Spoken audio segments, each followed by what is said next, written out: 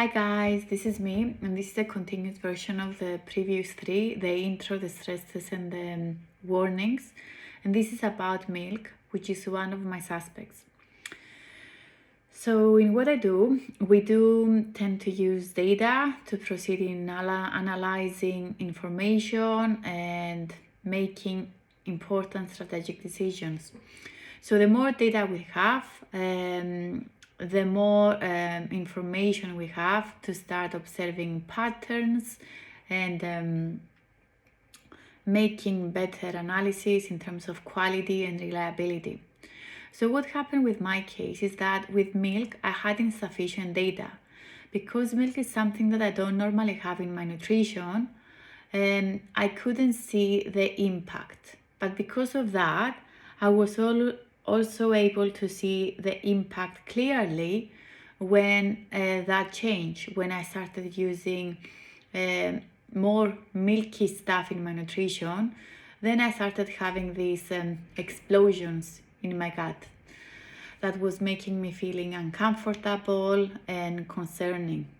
So by looking into it, I discovered that we have these three types of intolerances that the milk can produce.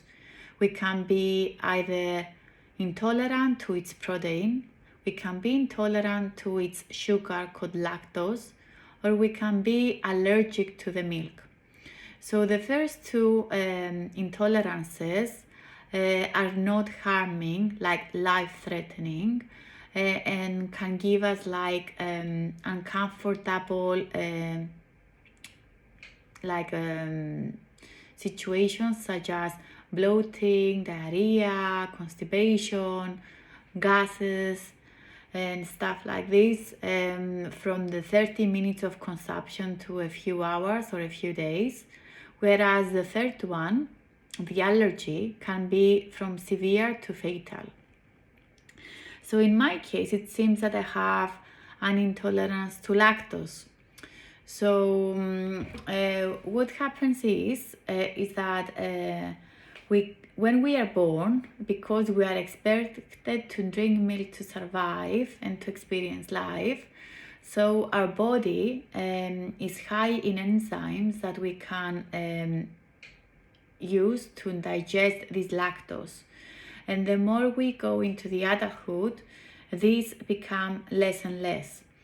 So that means that even if we were lactose unintolerant in our first stages of our life, we become lactose intolerant in the other steps of our life, usually after the age of 2 to 5 years old, research suggests. Some ethnicities or countries are even well known of their intolerance. For example, the Asian countries and the African countries are usually 90% intolerant, so therefore they don't use milk in their nutrition and its byproducts. So what happens with me is that, coming from a Mediterranean background, yogurt is a key element of my nutrition, and of course cheeses. I cannot imagine my life without my halloumi, my feta or cheddar, and even parmesan.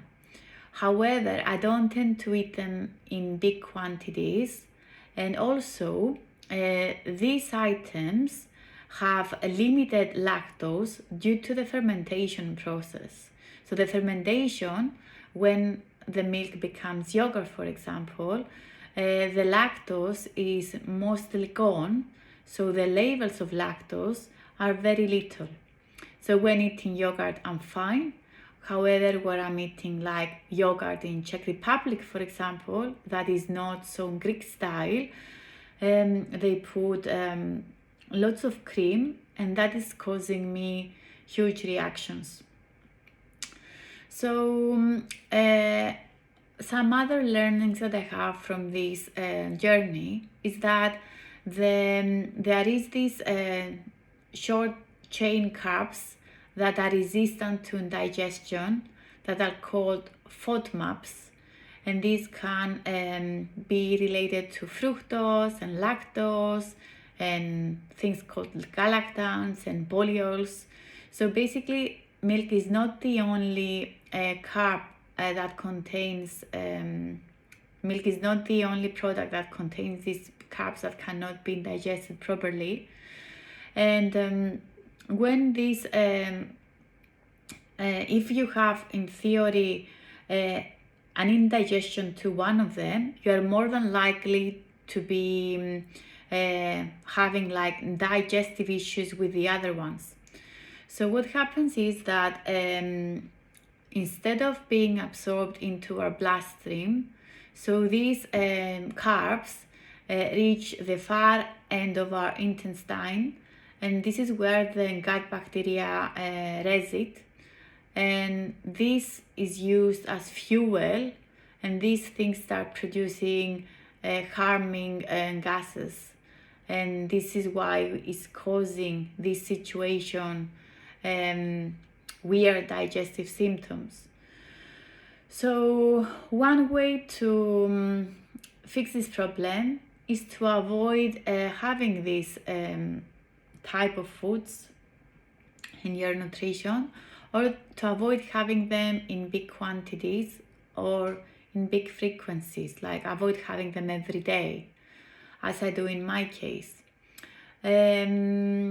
So one question is it just me that I'm experiencing these symptoms? In my case, I was able to identify this because I have an all or nothing situation, and I was able to compare and contrast how my body was behaving before I have this into my system and after. And if most of the humanity is like lactose intolerant, why have we created so many different products? Why are these being used in our daily nutrition in so many different forms, like directly and indirectly?